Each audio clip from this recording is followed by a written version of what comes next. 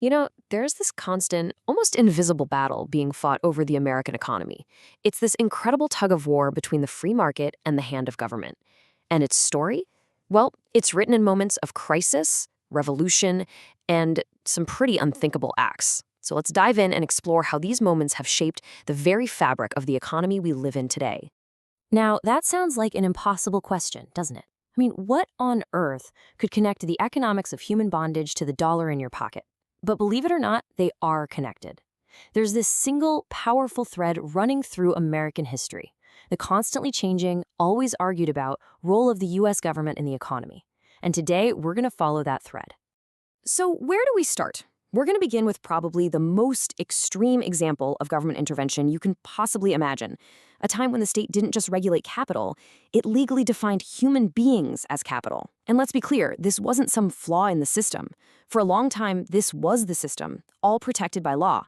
Now, to really get our heads around this, we have to look at it through the cold, hard lens of data.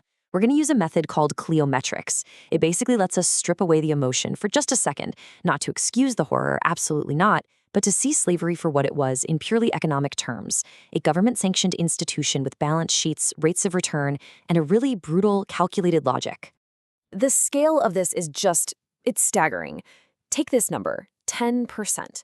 That's the percentage of the enslaved population in older states like Virginia and Maryland who were sold and forcibly moved in the 1850s alone, just one decade. This was a massive, state-sanctioned market in human beings. And we're not talking about families moving together with their owners. No. This number, around 65%, shows that about 2/3 of the people in this trade were sold to professional traders. So what does that mean? It means this entire economic system was built on the foundation of ripping people away from their families, their communities, literally everything they had ever known. And if you want to understand the human cost of that system, look at this number, 16. That was the median age of a person sold into this trade. Just let that sink in. Teenagers, they were the prime commodity in this market. Their youth and their strength all just quantified and sold off to the highest bidder. This whole reality is why historians have a name for it, the Second Middle Passage. It just cements the fact that slavery wasn't just a moral catastrophe, it was a fully codified economic system, with the government's authority right at its core. Now, after the Civil War, that government role would have to change to face a totally different kind of crisis. By the time we get to the early 20th century, a new kind of crisis was brewing that demanded a new kind of intervention. This time, the problem wasn't human capital, it was all about financial capital. Okay, so the late 1800s and early 1900s were basically an age of financial chaos. Bank runs and panics were happening all the time, and they were devastating the economy. The big problem was something called an inelastic currency. What that really means is that the amount of money in the system was fixed. It couldn't expand or shrink when it needed to.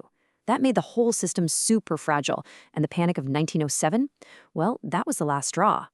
So what happened? The government stepped in and gave a big pull on its side of the rope in this tug of war.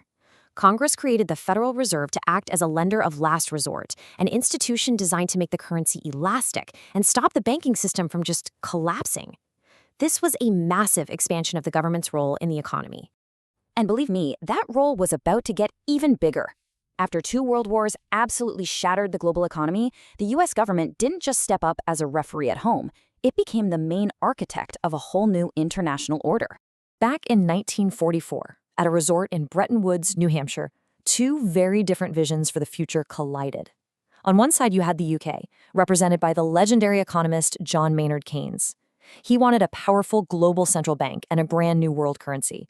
But on the other side, the U.S. pushed for a more limited system, one that would put America right at the center of everything.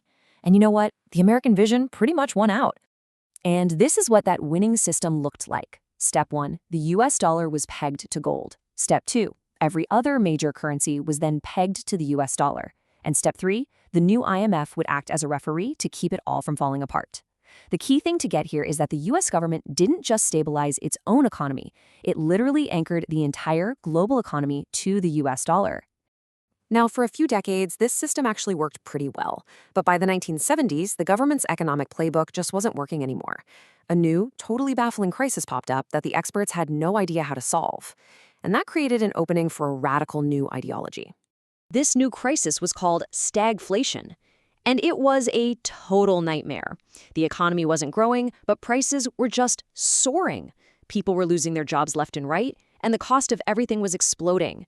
It completely broke the economic models of the time, which basically said this shouldn't even be possible. And this number really captures the pain people were feeling.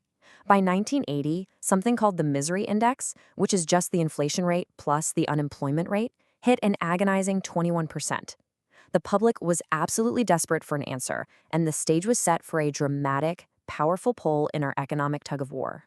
And that pull came in the form of a new president with a new philosophy. And this wasn't just some small policy change. Oh no, this was a revolution. It argued that the problem wasn't a lack of government intervention. The problem was government intervention. So, welcome to the era of Reaganomics. The playbook was pretty simple and, at the time, really radical.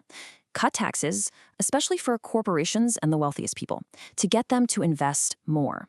Then, slash government regulations to unleash the power of the free market. The core belief was that prosperity trickles down from the supply side, the producers, not up from government spending. So, the big question, did it work? Well, it's complicated, as you can see from the data. On the one hand, the economy came roaring back. GNP grew by a massive 6.8% in 1984. But that growth had a price tag. The huge tax cuts meant the government had way less money coming in, so the national debt just exploded. And since the benefits flowed mostly to corporations and the wealthy, income inequality got a lot wider. So yes, it was a recovery, but a very complicated one with a long-lasting legacy. And that really brings us into the modern era, where it is crystal clear that this tug-of-war is far from over. The economic revolution of the 80s didn't settle the debate for good, it just set the stage for the next round. Because, as we know, crisis always comes back. The 2008 financial meltdown and then the 2020 pandemic forced the government to pull on its side of the rope harder than ever before. The Fed unleashed trillions of dollars in bailouts and used unconventional policies like quantitative easing, all to stop a total economic collapse. Government intervention was back, and it was back in a big way.